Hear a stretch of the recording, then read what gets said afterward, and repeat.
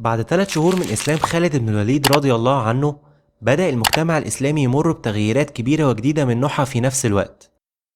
فبعد هدوء الأوضاع في المدينة بسبب الهدنة اللي تمت بين المسلمين وقريش في صلح الحديبية، واطمئنان المسلمين بعد التخلص من يهود خيبر والخطر اللي كانوا بيمثلوه عليهم، بدأ الرسول عليه الصلاة والسلام في إرسال الرسل للملوك والأمراء في الشرق الأوسط عشان يبلغهم بدعوته ويدعوهم للدخول في دين الإسلام.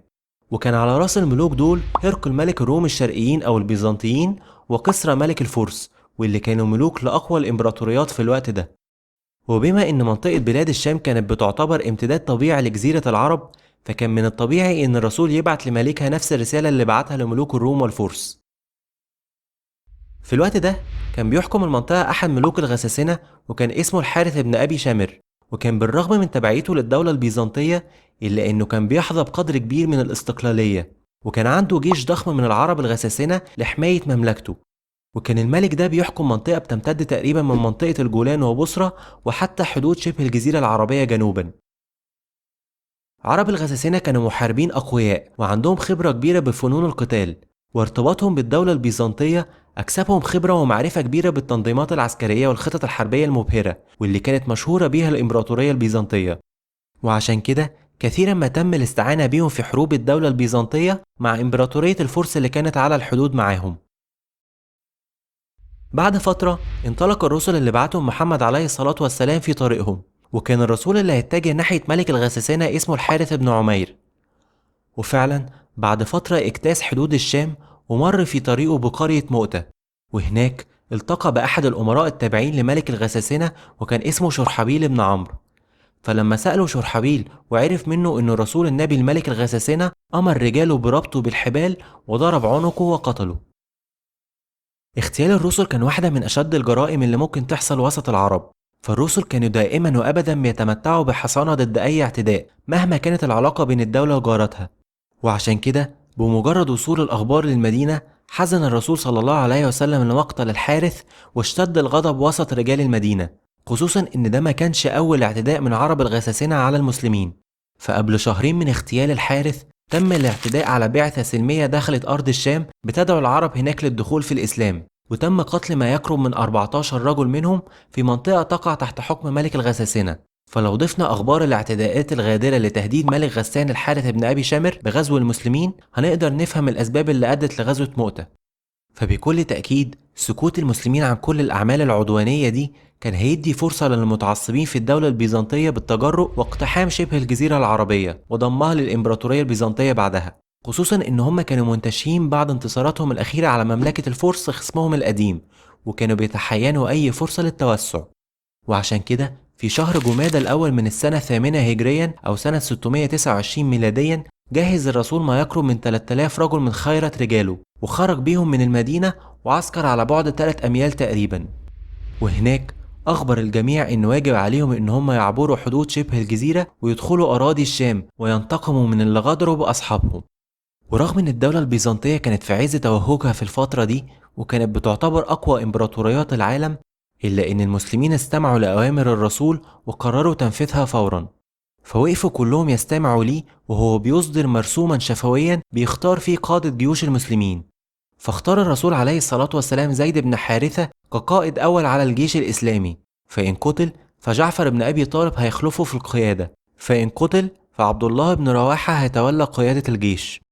وأمر بعدها إن يكون الأمر شورى بين قادة الكتائب في اختيار القائد إن قتل عبد الله بن رواحة. وبعدها بدأ الرسول يلقي خطبة على المسلمين سن فيها شروط وآداب الحرب والقتال العادلة. فأمر المسلمين إن الانتقام يكون فقط ممن تسببوا في موت أصحابهم ورسوله لملك الغساسنة، وقال لهم إن هم لو تلاقوا مع أعدائهم ولقوا منهم استجابة لدعوتهم فليعطوهم الأمان ولا يغدروا بيهم. وأمرهم إن هم يعطوا الأمان لكل راهب معتكف في داره وما يتعرضوش للأطفال والنساء وكبار السن من الرجال. وأوصاهم إن هم يحافظوا على الأرض اللي هينزلوا فيها، وأمرهم بعدم هدم أي بيت أو اقتلاع أي شجرة أو نخلة في طريقهم. خالد بن الوليد كان واقف وسط الجنود في جيش المسلمين بيستمع لخطبة الرسول. فزي ما قلنا ما كانش مر 3 شهور تقريبا على إسلامه وقت غزوة مؤتة، ورغم إن مكانته الطبيعية كانت إنه يبقى قائد الجيش زي ما كان قبل إسلامه، إلا إن تواضعه ورغبته في اتباع أوامر النبي خلته يقبل إن هو يكون جندي بسيط في الجيش وهو راضي. بعد انتهاء الرسول من خطبته، أعطى اللواء الأبيض لقائد الجيش عشان يحمله وسط المعركة ويشجع بيه جنوده. ووقف الجميع وهم بيودعوا 3000 رجل من خيرة رجال المسلمين وهم رايحين في طريقهم لمواجهة أكبر قوة عسكرية في الوقت ده. رغم حرص المسلمين على التحرك في سرية تامة عشان يفاجئوا عدوهم، إلا إن الجواسيس المنتشرة في كل مكان بلغت شرحبيل بن عمرو بتحرك جيش المسلمين من المدينة، فبعت للرومان عشان يقول لهم بالأخبار دي، وبدأ يجهز جيش مكون من جميع القبائل الموالية للرومان، وبعت في نفس الوقت أخوه مع مجموعة من الرجال عشان يستطلعوا أخبار الجيش الإسلامي. ولكن بعد فترة قصيرة نجح المسلمين في القبض على مجموعة الجواسيس دي وقتلوا أخوه، فخاف شرحبيل جدا وبدأ يبعت الرسائل للقيادة الرومانية العليا عشان يستنجد بيهم، واللي بمجرد تلقيها الرسالة بدأت تبعت القوات بكثافة لنجدته. ونيجي هنا بقى لأعداد جيش الروم، والحقيقة دي واحدة من النقط اللي لازم نقف عندها شوية، لأن كان فيها نقطة خلاف كبيرة بين معظم المؤرخين. فلو بصينا على المصادر القديمة هنلاقي إن البعض زي ابن إسحاق في كتابه حياة محمد وابن سعد قالوا إن جيش الرومان كان بيقترب من 200 ألف جندي، 100 ألف من قبائل العرب المتنصرة و100 ألف بعتهم ملك الروم لمساعدتهم. أما البعض الآخر زي الواقدي كان قال إن عددهم بلغ 100 ألف جندي فقط، والرأي ده كان بيعتمد على إن البيزنطيين ما كانوش يعرفوا تحديدا عدد الجيوش المسلمة وحشدوا أكبر قدر ممكن يقدروا عليه لمواجهتهم. ولكن لما دورت في المصادر الحديثة لقيتهم بيقولوا إن الأرقام دي كانت مبالغ فيها جدا، واعتمدوا في رأيهم على عدد الجيوش البيزنطية كاملة في الوقت ده. ففي القرن السابع الميلادي اللي هو حصلت فيه المعركة، عدد القوات البيزنطية في الإمبراطورية كلها كان لا يتعدى 100 ألف جندي حسب رأيهم، وما كانش من الطبيعي ان هم يبعتوا كل القوات اللي بيمتلكوها عشان يواجهوا جيش عدده 3000 جندي ويسيبوا الحدود بتاعتهم معرضة لأي هجوم، خصوصا ان امبراطورية الفرس جارتهم كانت بتتحين الفرصة لرد الهزائم الأخيرة منهم. فاقترح أصحاب النظرية دي ان جيش الروم في غزوة مؤتة كان عدده يتراوح ما بين 10,000 ل 15,000 جندي، والرأي ده بيدعمه الكثير من المؤرخين الأجانب والمسلمين في العصر الحديث، وعلى رأسهم والتر كاجي أستاذ التاريخ البيزنطي في جامعة كامبريدج، والجنرال أكرم صاحب كتاب دراسة عسكرية في تاريخ سيف الله خالد بن الوليد. وطبعا يا عزيزي المتابع كان لازم أعرض عليك وجهات النظر كلها، وليك مطلق الحرية في تصديق أي واحدة فيهم، ولكن سواء كان الرأي الأول هو الأصح أو الرأي الآخر فبكل تأكيد كان عدد الجيش البيزنطي بيعتبر ضخم جدا على المسلمين، واللي كان عليهم إن هم يواجهوا جيش مرعب وصاحب خبرة أكبر وأسلحة أفضل منهم. بعد استراحة جيش المسلمين في وادي القرى واصل الجميع مسيرتهم وتوغلوا في أراضي الشام لحد ما وصلوا منطقة معان في الأردن، وهناك وصلت الأخبار لقائد الجيش زيد بن حارثة إن الرومان حشدوا جيش ضخم لمواجهتهم وكانوا معسكرين في منطقة مآب. فاحتار جدا في كيفية التصرف بعد الأخبار الجديدة دي، وقرر الاجتماع مع جميع الأمراء وقادة الكتائب عشان يتشاور معاهم. وفي الاجتماع انقسم الجميع ما بين رأيين. الرأي الأول كان شايف إن هم يتأنوا ويبعتوا للرسول يبلغوه بأعداد الرومان الضخمة ويستنوا رأيه الفاصل في الأمر، سواء إن هو يبعت ليهم المدد أو يأمرهم بالتقدم والقتال. أما أصحاب الرأي التاني فكانوا شايفين إن إرسال الرسائل من وإلى المدينة هياخد وقت كبير جدا، وده هيدي فرصة للرومان إن هم يهجموا عليهم في معسكرهم، فاقترحوا إن هم لازم يهجموا على أعدائهم فورا فيحققوا حاجة من اتنين، يا إما الانتصار أو الشهادة، واللي كانت بكل تأكيد نتيجة محببة ليهم. وكان على رأس المؤيدين للرأي ده القائد الثالث في الجيش عبد الله بن رواحة. واستمر التشاور ما بين قادة المسلمين لمدة يومين كاملين، واتفق الجميع في آخر اليوم الثاني تحت تأثير كلمات عبد الله بن رواحة التشجيعية على إن هم يسيروا ويواجهوا جيش الروم دون انتظار أي مدد من المدينة. وصل جيش المسلمين لتخوم البلقاء وعرفوا إن الرومان معسكرين في قرية قريبة يطلق عليها مشارف، فبدأ زيد بن حارثة يفكر في خطة يمنع بيها الجيش الروماني من إنه يطوق جيش المسلمين، واللي كانت حاجة سهلة عليهم نظرا لتفوقهم العددي. وفعلا هدا تفكيره مع باقي القادة إن هم يروحوا يعسكروا في قرية مؤتة، وبدأوا يتحصنوا فيها بشكل كبير في نفس الوقت اللي كانت جموع الروم بدأت تتوافد على المنطقة بكثرة. ومع الوقت بدأ الأفراد من الجيشين في الاصطفاف استعدادا للمعركة الكبرى اللي هتحصل. موقع المعركة كان في سهل بيقع في الشرق من قرية مؤتة، واتخذ الجيشين فيه الشكل التقليدي في القتال. فنظم زيد بن حارثة رضي الله عنه جيش المسلمين على هيئة ميمنة تحت قيادة قتبة بن قتادة، وميسرة تحت قيادة عباية بن مالك الأنصاري. وكانت القوة الرئيسية للمسلمين في المنتصف تحت قيادة زيد بن حارثة بنفسه، وخلفه جعفر بن أبي طالب وعبد الله بن رواحة، وكان خالد بن الوليد رضي الله عنه ضمن الجنود في المنتصف. أما الجيش البيزنطي فوقف في نفس التشكيل تقريبا تحت قيادة القائد تيودور، وكان منظر الجيوش الكبيرة مرعب جدا على بعض المسلمين، فدي كانت أول مرة يتلاقوا مع عدو بالعدد الضخم ده. ولكن بعض الصحابة زي ثابت بن الأرقم وقف وقال لهم إن الانتصار عمره ما كان بالعدد، وذكرهم بغزوة بدر واللي كان عددهم فيها أقل بكثير من قريش، ومع ذلك كتب الله النصر ليهم، فثبتوا جميعا وتهيأوا للقتال. في فجر اليوم التالي قرر المسلمون مفاجأة الروم وبدأوا في الهجوم عليهم قبل ما يستعدوا للقتال، فاندهشت جموع الروم جدا من جرأة الجيش الإسلامي، وبدأوا بسرعة يلتقطوا السيوف بتاعتهم والدروع للاشتباك معاهم. ويمكن المفاجأة دي كانت من أهم العوامل اللي سببت خسائر كبيرة وسط صفوف الجيش البيزنطي، فسرعة الهجوم والاستماتة في القتال وشجاعة المسلمين تحت قيادة زيد بن حارثة سببت فوضى كبيرة جدا وسط صفوف الروم، وبدأ الأفراد يتساقطوا واحد ورا التاني، واستمر القتال عنيف جدا ما بين الطرفين لحد قدوم الليل، فانسحب كل فريق منهم ناحية معسكره عشان يريحوا ويستعدوا لليوم التالي من المعركة. والحقيقة بعد انسحاب الجيشين كان في علامة استفهام كبيرة جدا في معسكر الجيش البيزنطي من اللي حصل في اليوم ده، فمحدش من الروم كان متوقع ان القتال يكون عنيف كده من جيش اقل في العدد منهم، وتيودور نفسه كان متوقع ان المعركة هتنتهي بدري وهيرجع باخبار النصر للامبراطور هرقل، ولكنه فهم يومها ان الوضع مش هيكون سهل ابدا. في فجر اليوم التالي من المعركة قرر المسلمين هجومهم المباغت على الروم قبل ما يبدأوا يستعدوا بشكل مماثل بالظبط للي حصل في أول يوم، وكان القتال أعنف وأشد من اليوم اللي قبله، وكل فريق منهم بيحاول يثبت تفوقه على التاني، ولكن زي أول يوم مفيش فريق قدر يحقق الانتصار، ورجع كل واحد منهم لمعسكره مع قدوم الليل. وفضل الوضع يتكرر بالظبط كل يوم، والمسلمين يهجموا مع الفجر والروم يستميتوا في الدفاع لمدة 3 أيام تانيين. ولكن مع فجر اليوم السادس كان البيزنطيين استاءوا جدا من المدة اللي طالت بيها المعركة، وبعد ما عرفوا نقاط القوة والضعف في الجيش الإسلامي قرروا إن اليوم ده لازم يكون يوم الحسم بأي شكل ليهم. وفعلا المرة دي بدأت جموع الروم تهجم بشراسة جدا على الجيش الإسلامي، مستغلين تفوقهم العددي وركزوا في هجومهم على نقاط الضعف في الجيش الإسلامي، فاندفعت مجموعة كبيرة منهم ناحية قائد المسلمين زيد بن حارثة والجنود اللي بتحرسه، وصمموا على قتله بأي شكل.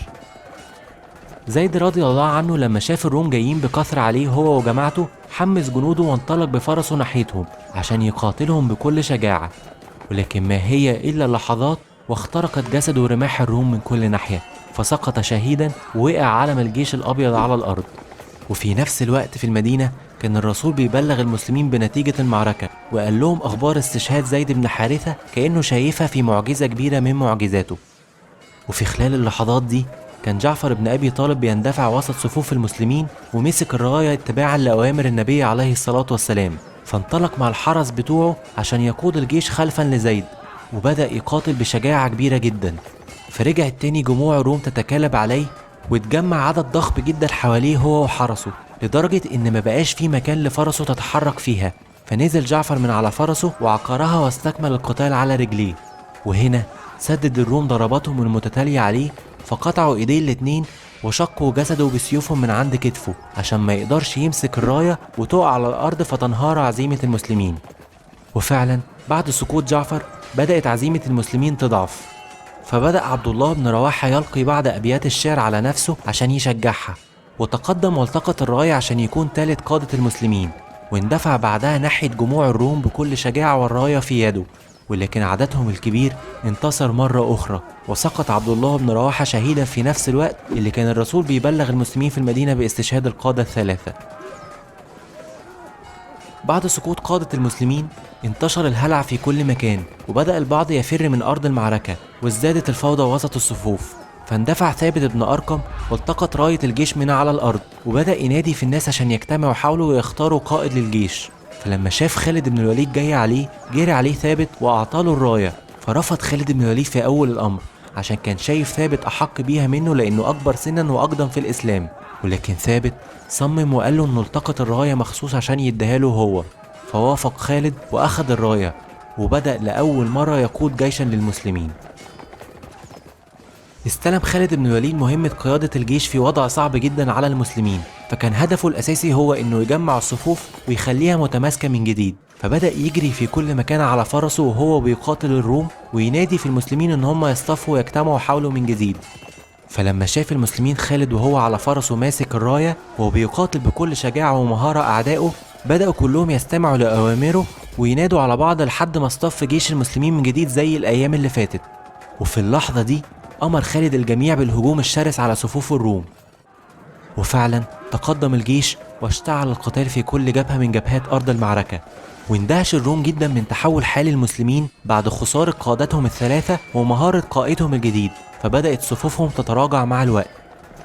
وفي أثناء التراجع ده تمكن قطبة من اختراق صفوف الروم واندفع ناحية القائد الغساني مالك، ودخل معاه في مبارزة عنيفة جدا وتمكن فيها من الانتصار عليه وقتله. ومع انتشار خبر مقتله أمر القائد البيزنطي كل القوات بالتراجع في محاولة منه لإنقاذ الموقف وإعادة الصفوف لنظامها من جديد، وده اللي كان مستنيه خالد رضي الله عنه. فمع ملاحظته لتراجع الروم أمر كل صفوف المسلمين بالتراجع ناحية معسكرهم لالتقاط الأنفاس والراحة من اليوم العنيف ده. بعد رجوع المسلمين لمعسكرهم بدأ خالد بن الوليد يفكر في خطة للخروج والتراجع ناحية المدينة بأقل الخسائر الممكنة. فعلى الرغم من نجاحه في استعادة السيطرة على الموقف وإنقاذ المسلمين من الهزيمة في اليوم ده، إلا إنه كان عارف إن الأعداد ما كانتش في صفه، واستمرار القتال أكتر من كده من غير وصول أي مدد ليهم ممكن يؤدي لنتائج كارثية عليهم. ولكن إزاي يا ترى يقدر ينفذ خطة زي دي من غير ما يتعرض لخسائر؟ فمن المعروف إن الجيش اللي بينسحب في أي معركة بيخسر ما يقرب من 70% من القوات المنسحبة. فقضى خالد بن الوليد رضي الله عنه الوقت بيفكر، وفعلا هداه الله الخطة عبقرية عشان ينفذها. خالد بن الوليد كان عارف إن الأفراد من كل جيش عرفوا أشكال العدو بتاعهم في كل جبهة نتيجة لاستمرار القتال أكتر من 6 أيام. فكان هدفه إن هو يوهم البيزنطيين إن في مدد جديد وجيش ضخم جه من المدينة عشان يساعد المسلمين، فيقدر بكده إن هو يثير الرعب في صفوف أعدائه. وعشان يعمل كده أمر خلال الليل بتبديل رجال الميمنة بالميسرة، وبدل رجال القلب في المقدمة ووضعهم في المؤخرة، وجعل كل من في المؤخرة يتقدم للصفوف الأمامية، وأمرهم كلهم بتبديل الرايات وثيابهم بثياب جديدة وناصعة البياض. ولما اطمن إن الكل نفذ تعليماته أمر جماعة من فرسان المسلمين إن هم يتراجعوا لمنطقة مليانة تراب وغبار خلف جيش المسلمين، وأمرهم كلهم إن هم يخلوا الخيول بتاعتهم تضرب في الأرض وتثير التراب في كل مكان قبل بداية المعركة، كأن في جيش جاي من بعيد يساند المسلمين. ومع بداية فجر اليوم السابع بدأ كل جيش في الانتظام من جديد عشان يواجه عدوه. وتفاجأ الروم جدا لما لقوا رايات المسلمين اتغيرت، ومع الوقت قدروا يلاحظوا كمان وجوه جديدة عليهم ما كانتش موجودة في الأيام اللي فاتت، فبدأوا يقلقوا ليكون وصل جيش جديد للمسلمين خلال الليل. وفي عز حيرتهم بدأ يلاحظوا ارتفاع الغبار من مكان بعيد ورا جيش المسلمين، ودب الفزع والرعب بين صفوف الروم لما انتشرت صيحات التكبير من المسلمين تزامنا مع طلوع الغبار ده. واتأكد الروم بكده إن بالفعل وصلت جيوش ضخمة لمساعدة المسلمين. وهنا أدرك خالد بن الوليد اللي بيدور في عقول الروم، فقرر انتهاز الفرصة وأمر الجميع بالاندفاع والهجوم على صفوفهم المضطربة. تقدم جيش المسلمين والتحموا التحام عنيف جدا مع قوات الروم، وكان القتال في اليوم ده شديد، وحاول الروم فيه صد الهجمات من كل ناحية، فكانوا بيتراجعوا وبيقاتلوا بكل ما أوتوا من قوة عشان يحافظوا على حياتهم. ويقال إن خالد بن الوليد اتكسرت في إيده 9 سيوف في اليوم ده وهو بيقاتل أعدائه. استمر الوضع على كده لفترة من الزمن، ولكن بعد فترة أمر خالد بن الوليد رضي الله عنه الجميع بالانسحاب المنظم في عز تفوقهم على أعدائهم، وبدأ يشرف بنفسه على خطة الانسحاب المنظم ويلف بين الكتائب عشان يضمن إن الكل بينفذ الخطة زي ما هو عايز بالضبط. وفي الوقت ده كان الروم متفاجئين جدا بتراجع المسلمين فجأة رغم تفوقهم عليهم، وحس تيودور قائد الجيش البيزنطي إن دي خدعة من المسلمين ليهم عشان يخلوهم يتبعوهم ويعملوا ليهم كمين في الوقت المناسب، فأمر كل الجنود بعدم اتباع المسلمين والثبات في مكانهم.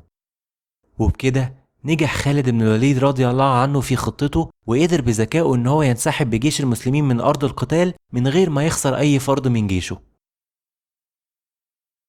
أعداد القتلى من كل جيش في غزوة مؤتة يمكن تكون مبهمة شوية، فبعض المصادر أشارت إلى أن خسائر جيش الروم وصلت ل 3000 قتيل مقابل 12 شهيد، وفي بعض الروايات الأخرى 14 من جيش المسلمين. وأشارت بعض المصادر الأخرى إلى أن شهداء المسلمين كانوا بالمئات ولكن تم ذكر اسم 12 منهم فقط. ولكن اتفق الجميع على إن خسائر جيش الروم كانت أكثر بكثير من المسلمين رغم تفوقهم العددي. ورغم إن بعض المؤرخين وصف المعركة بإن هي هزيمة للمسلمين، والبعض الآخر وصفها بإن هي انتصار لفرض شخصية المسلمين على المعركة وانسحابهم الناجح، إلا إننا نقدر نقول عليها بكل تأكيد إن هي كانت معركة هامة جدا. أخذ فيها خالد بن الوليد رضي الله عنه الفرصة لإظهار مهارته وذكائه كقائد مستقل، وقدر إن هو يكسب فيها ثقة المسلمين عشان يكون قائدهم في معاركهم القادمة. فيقال إن خطة الانسحاب في معركة مؤتة اللي نفذها خالد بن الوليد كانت الوحيدة في التاريخ اللي نجح فيها الجيش المنسحب بالخروج سليما من غير ما يخسر نقطة دم واحدة خلال تراجعه. خلونا نكمل المرة الجاية إن شاء الله، بس خلوني أقول لكم إن الفيديوهات دي بتاخد وقت ومجهود كبير جدا عشان أنفذهم، فلو عجبك الفيديو ده ياريت تنزل تعمل لايك وتشترك في القناة وتفعل الجرس عشان يوصلك كل فيديو جديد بعمله. أشوفكم المرة الجاية على خير إن شاء الله.